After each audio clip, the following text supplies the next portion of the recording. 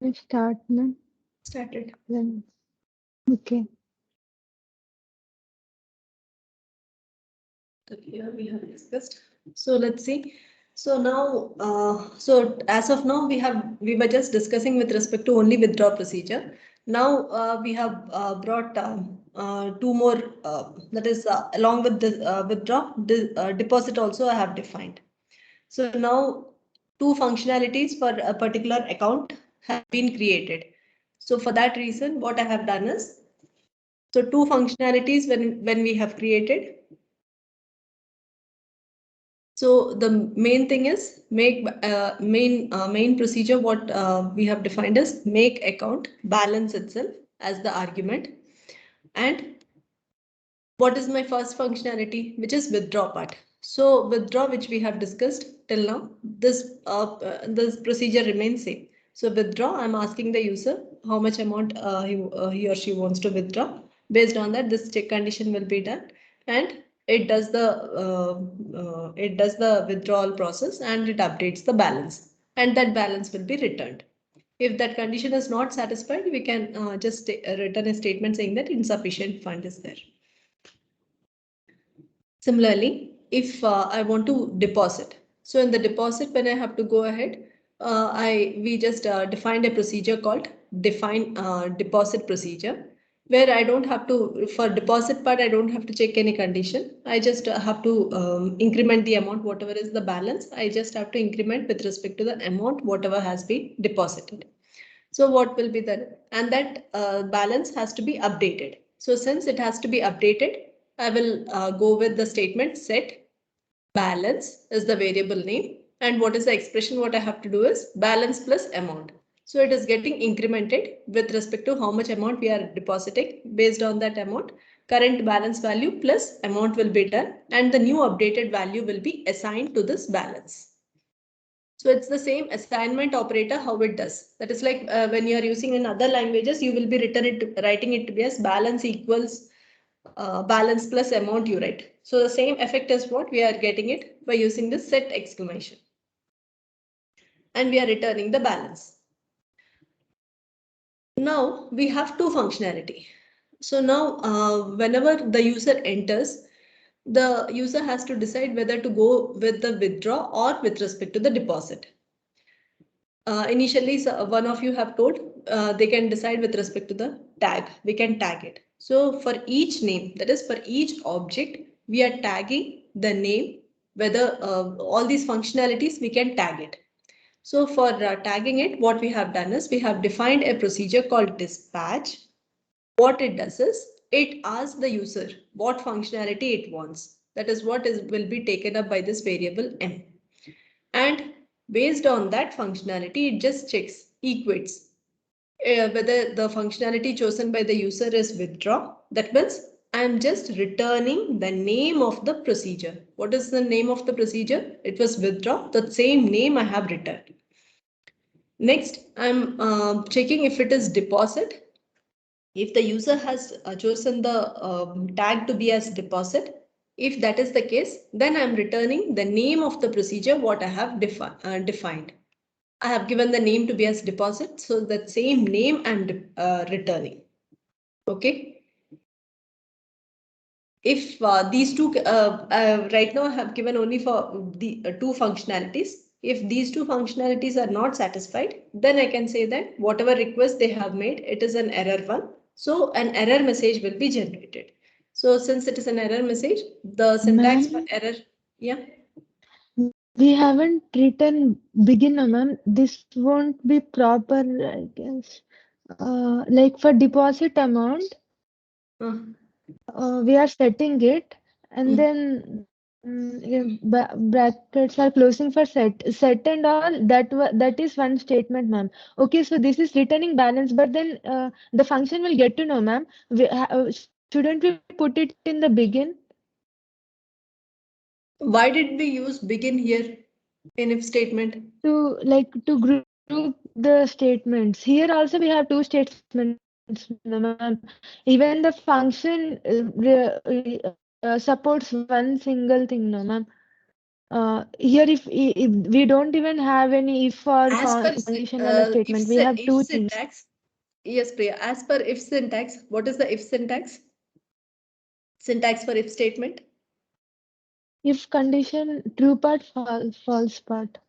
Under true part, how many statements you can have? Only one. Even in Only the one. function, we can have one only, no? Wait. So only one is the one which you can give. So this is one statement. This is my second statement.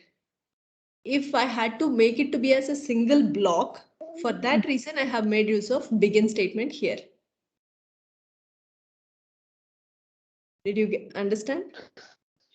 Oh.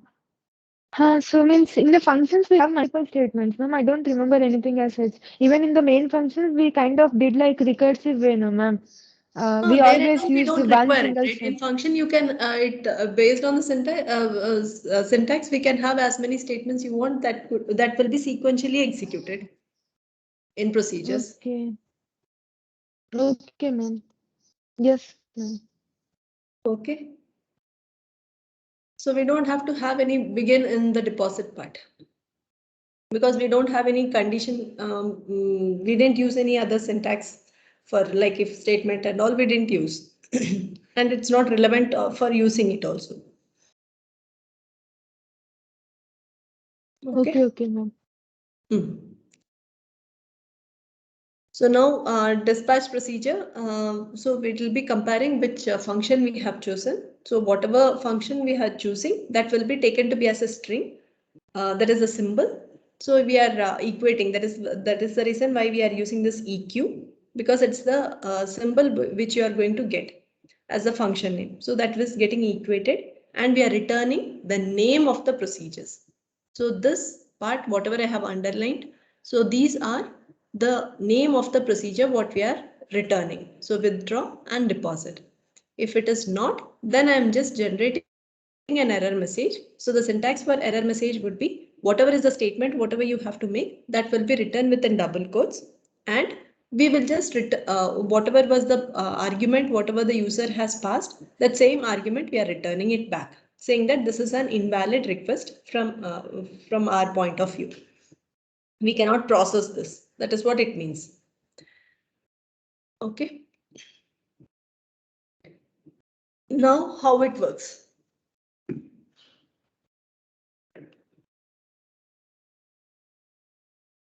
So now let us see how the procedure calls work. So first time, I will be just calling it to be as, I'll write in the short form, make account, I'm writing it to be as MA. So make account, I'm just writing it to be as, say some value, say some balance value to be as some 1000. Okay. So whenever I'm using this make account balance, what happens? You just see here inside this make account, I have a definition given for withdraw. I have a definition given for deposit. We have defined dispatch procedure. After that, this bracket is closed here by saying what? Dispatch. So now tell what happens when I call make account, say 1000. Will it directly execute withdraw procedure? Will it call withdraw?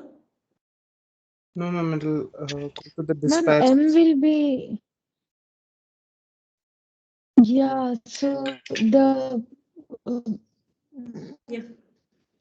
And we have yeah, I got confused. It will be it'll be dispatch procedure, ma'am. So we should define the dispatch procedure into a new variable and then use that to use that. So you mean to say that make account by passing 1000, it will just return the name dispatch. So that means um, I can say it to be as give some name to this. So define some very bad. Capital A is the name what I have used. So this capital A will be getting nothing but it will be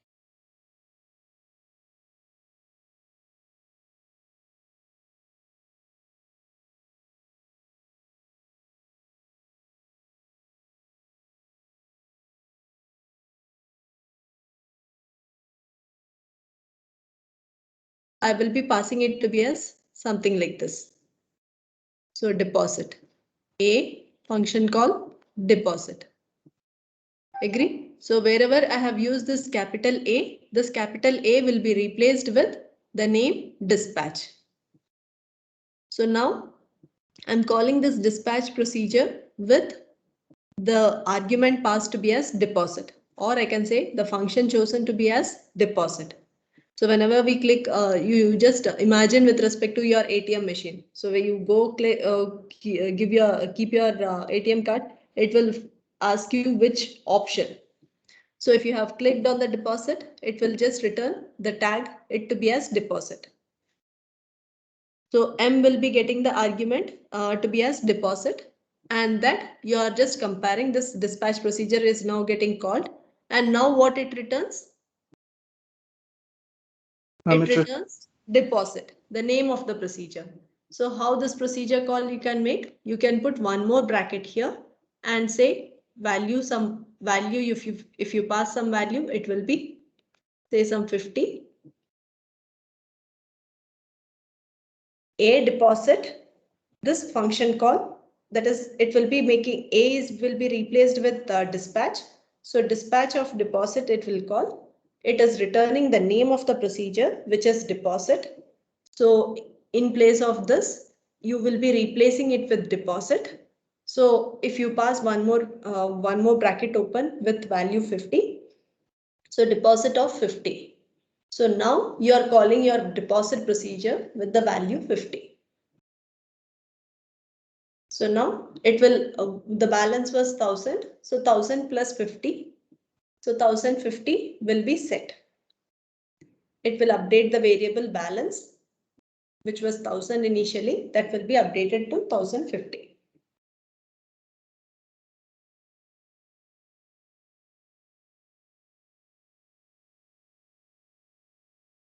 Yes, Okay. ma'am.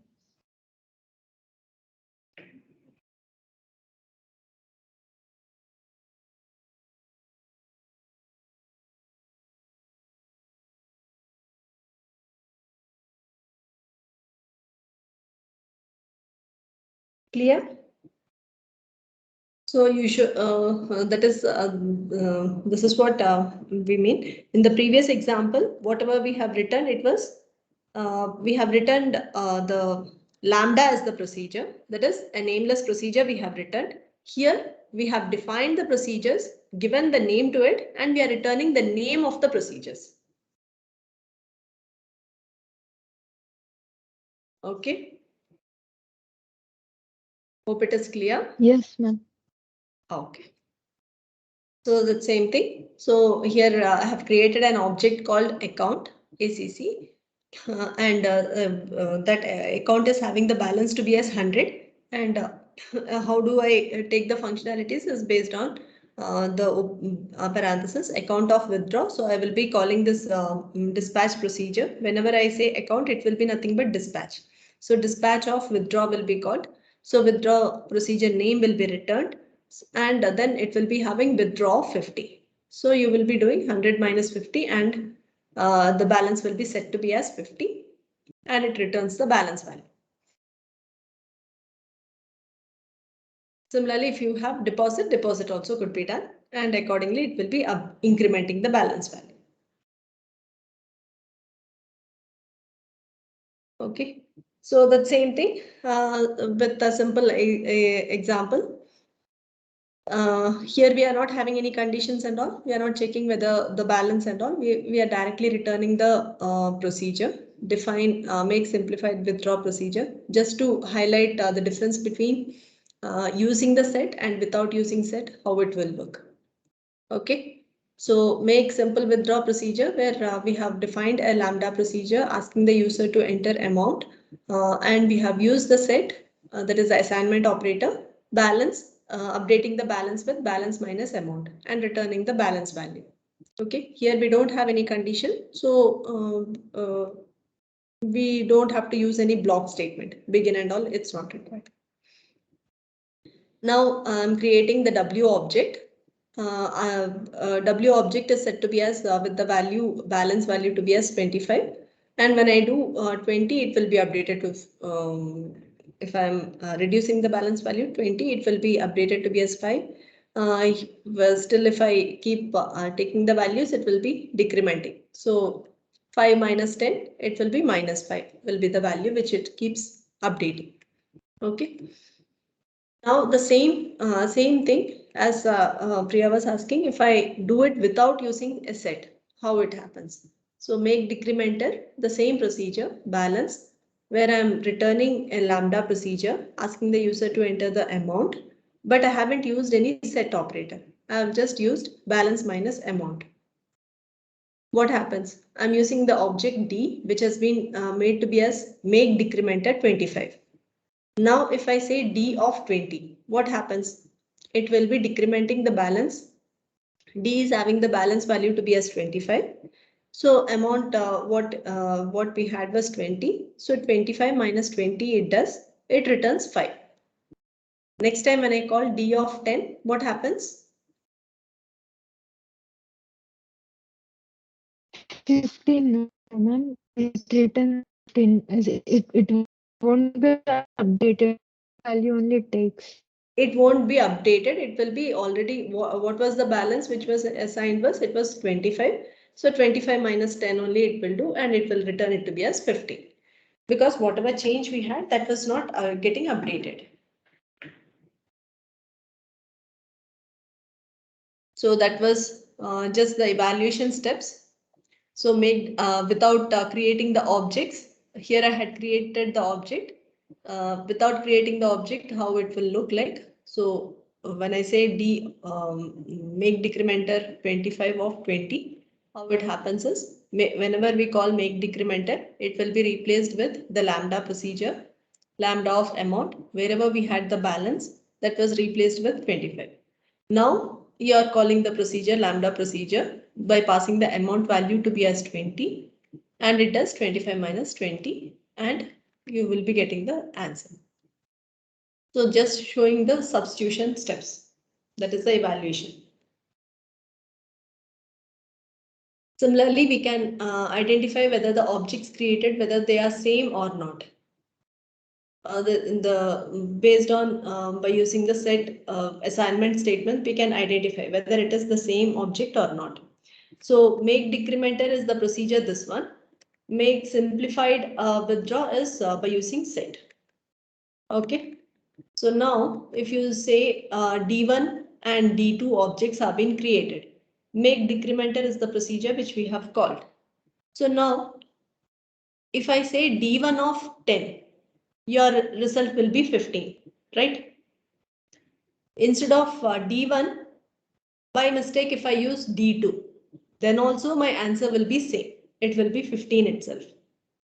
Agree? Now, if I say W1 and W2 objects I have created, both are having value 25, 25. Okay, let's set it up. Say first time I'm saying D1 of 10 I will call. Next time also I'm calling D1 of 10.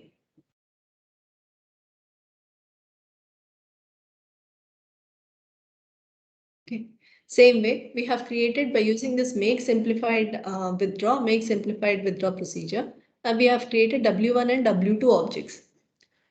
So now I'm calling W1 of 10. Second time also I'm calling W1 of 10. What will happen? Now for the first time, the D1 of 10, when I say, it will be 25 minus 10. It will return the value to be as 15. Here also W1 of 10, when I say, it is by using set assignment statement. So it will be 25 minus 10 it does, and it will be updating the balance value to be as 15, and it returns the value 15. Right?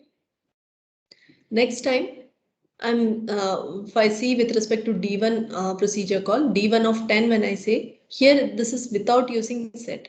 So how many other times I am using this D1 object? I will be getting the same balance value because I haven't changed that balance value. So balance value was 25. So 25 minus 10 when I do, it will be again 15 itself. Agree? Coming to this procedure call, last procedure call, which was W1 of 10. So here when I say W1 of 10, first time when I've used W1 of 10, it was updated. The balance has been updated to 15. Next time when I'm using this W1 of 10, what will be the balance? It will be 15. So 15 minus 10 when I do, it will return the value to be as 5. Right? So now the question is whether it is the same objects or different. How we can how we can say whether it is the same object or different object. Here in place of D1, by mistake if I use D2 also, what happens? Memory location. It will be the same value what you will be getting it. Your output will remain same. But instead of this, if I say instead of W1 here, if it is by mistake, if I replace it with W2, will I end up getting the same result? I'll not end up getting the same result because W2's balance is still 25. So your output will be 25 minus 10. So which will be 15. It won't be 5 like this. It won't be 5. So keeping that, I'm saying your D1 and D2 objects are same. That is, in place of D1, if you use D2 also, it will give you the same value. Whereas in with respect to this, W1 and W2, it will be the different objects. Because we are using the set, each time you call this by each object, each object's balance will be reset, will be updated. So in place of W1, if you use W2, you will end up getting a different answer. So D1 and D2 will be the same object because we are not using any assignment operators. Whereas W1 and W2 will be different objects because we are using the assignment statement and it will each time you call, it will be updated. Okay. So whenever we use the set assignment statement, we call those type of programming to be as imperative programming. Okay. So the programming, yeah. The functionality wise, D1 and D2 will be same and W1 and W2 will be different. But then can we actually call them same because the memory location will be different, no ma'am. Object pointed to different, no ma'am. They won't be pointing to the same space, no ma'am. We are not talking with respect to memory location. We are just talking with respect to like. Functionality wise, okay. Hello. Yes, ma'am. Yes, ma'am. Yeah. So I was just talking with respect to the Internet. objects, not with respect to memory part. Memory as memory D1 and D2 will be stored at different locations only because we are using define statement. So D1 will be allocated with different location, D2 will be allocated with different location. But since we were using the assignment statements, whether you will, if your balance values are also same, in place of D1, can you use D2? That was the point. Similarly, Yes, ma'am. in Yes. place of W1, can we use W2? Will it give the same thing or will it act like a same object or different objects? That was the point here. Okay. Yes, ma'am. So if we code and we use equal to, then EQ, that built-in function will only check the value, no, ma'am. That way also we will get same only, no, ma'am. I didn't get you. Like EQ D1, D2 equals, there is built-in function, no, ma'am, equal to, like EQ question mark. Then it will be checking with respect to the locations, right? then it won't. Values. Oh, oh, So that yes, won't be ma'am. We same. will You try, can't ma'am. use this is just to understand, make you. We are not coding and telling these are same or these are different. No, that's what I'm saying. This is not with respect to memory location. We are not saying it is same or different. For D1 object, D2 Okay, object, ma'am. W1 object, W2 object will be created, will be having different locations. But all these four are four different objects, where D1 and D2 are making use of the same function, make a decrementer. W1 and W2 are making use of make simplified withdraw procedure. Question is, can I, instead of D1 object, can I use D2 object every time? Yes, ma'am. Yes, ma'am. So we cannot use it. I mean, D1 for D1 and D2 we can use it, whereas for W1 and W2 we cannot use it. So that reason we are saying it is different.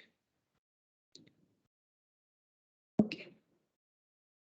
So moving on, if we are in your programming language, if you are using assignment statements, we call those type of programming language to be as an imperative programming. What about the other set? That means till now, whatever you have used, that is without using the assignment statement. So those type of programming, we call it to be as the functional programming. So till last class, whatever we have studied or any procedures without using assignment statement, whatever you define, we call those type of programming language to be as functional programming. In your programming state, in your procedures, if you are using assignment statement, then we call it to be as imperative programming. That is, in your program procedure, if you are having a set exclamation used, then we call it to be as the imperative programming. So one example of how to with respect to the factorial example.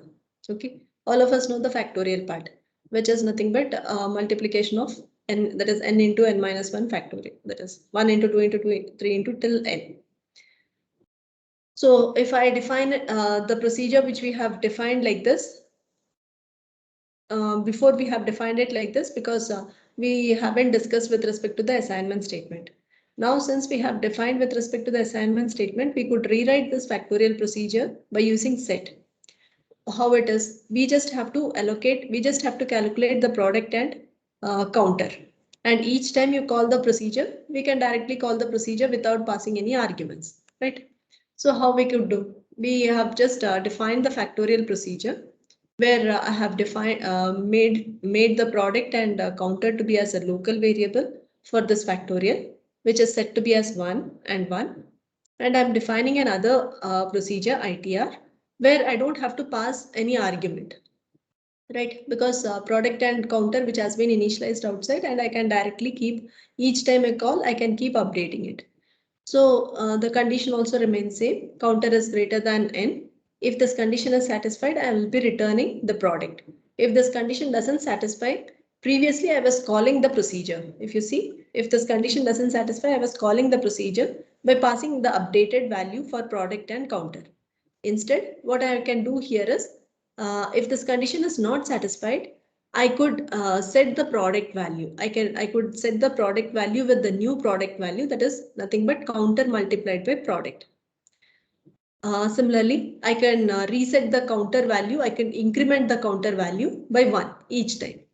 And then I'm calling the ITR. Now, if you see here, I have used the syntax as if statement, but all these three statements comes under false part. If these three has to be made it to be as a single block, then what I have to do is I have to use begin. This begin will help us make all these three statements to be as under one particular block. So we have used this begin. If this condition doesn't satisfy, it will come to this false expression, and all the three statements will be executed. For syntactically, for making it to be as a single block, we are using it to be as a begin. Okay, we have closed all the ITR procedures. Before we close this factorial procedure, we are calling this ITR. Close the ITR procedure call. closing the let, and then closing the define. So each time you call the factorial procedure, it will first time when you call the factorial procedure with taking the n value, it will initialize the product value, counter value, and then it will execute the body part of it. So which is nothing but it is calling the ITR procedure. ITR will be called, it will check whether counter, that is 1, is greater than n value. If so, it will return the product. Otherwise, it will come to the else part. It keeps updating the product value. It keeps incrementing the counter value. And till this condition goes wrong, you keep calling the ITR procedure. Okay. But what is the point here is, whenever you are doing something like this, you have to be very careful. That is like, instead of writing like this, if you have written opposite, the counter value has been incremented, counter value has been incremented first, and then you are using this product value. What happens? Counter would be already updated. That updated value would be taken here. So that may create an you may not end up getting the same value. So whenever you are using the assignment statement, you have to be careful where you have to set it. So that order should be, you should use it carefully if there is any dependency. In this case, there is a dependency because here first whatever was the counter value that you are using it, and then only you are incrementing it. If suppose if you are incrementing and then doing it, then you will end up getting a different value. So see to it that it will be, you use it carefully. Next, you can try out with this exercise. Ma'am, Yeah.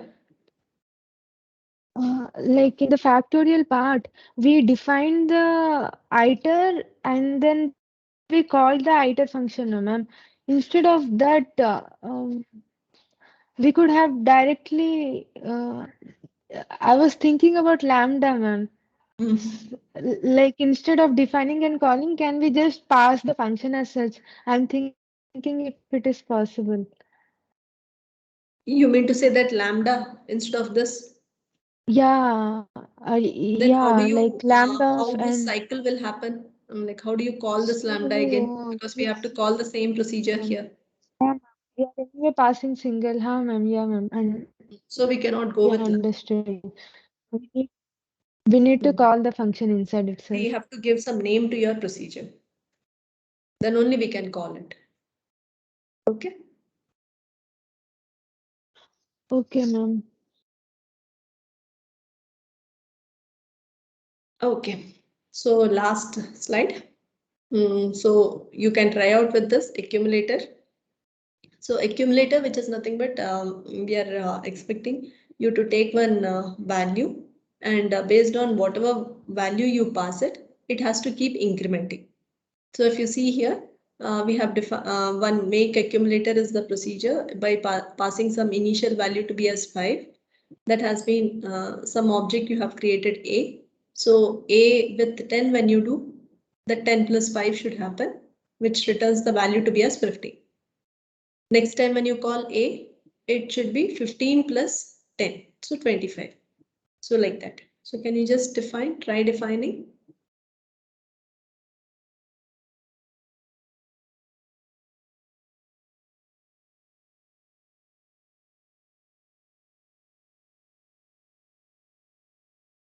Using the set only, no, ma'am. It is Whenever there more is an like updation, that we have to use set. simplified, make simplified withdraw. Instead of decrementing, we will be incrementing. So it will Yeah, be kind of. same kind of thing. So it will be like make accumulator, lambda incrementer, begin, set, whatever value you had, this value, whatever value you have passed here, that same value should be updated. So that is the reason that same value we have taken here. So value plus increment.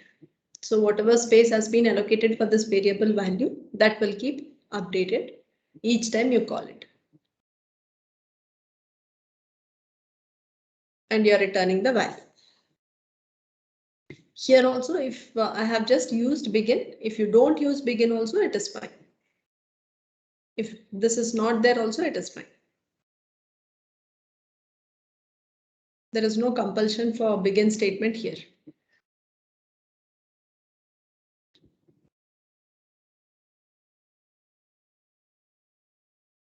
So thank you. Then we shall continue with the next class with respect to the environment diagram. So thank you, students.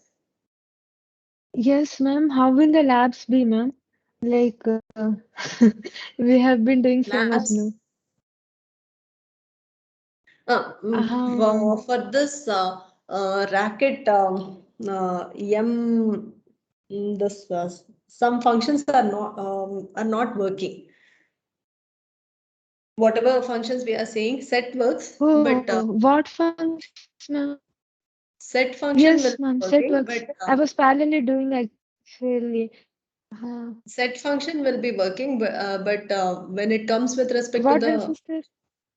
list and all, it will not be working. So let's see. List. For list also we can. What did you tell, ma'am? Similar to this assignment statement, here what we are doing, we are trying to modify one particular data's value you are trying to modify. Yes, ma'am. You haven't Similarly, for taught it list right, also you can ma'am. modify. Like the next class you are telling. Yes, No, ma'am. in lab I'm saying for some versions the set also is not working. So I thought. Okay. So let's try.